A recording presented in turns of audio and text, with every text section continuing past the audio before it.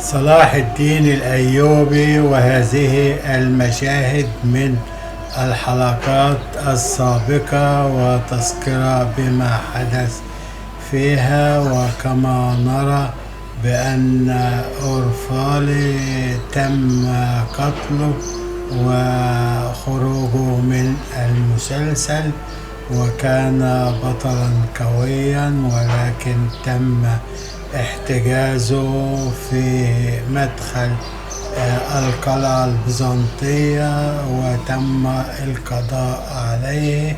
وهنا يقفون حزانة عليه ومع السلطان نور الدين زنكي، وينظر إلى صلاح الدين الأيوبي ويحاول أن يثبته ويشحنه على الانتقام من الذين قاموا بهذه الفعلة، وهم غي الأمير غي القائد البيزنطي وآخرين ممن أمسكوا هذا غي وهذا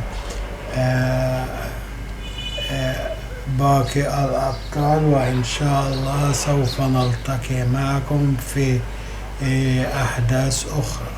السلام عليكم.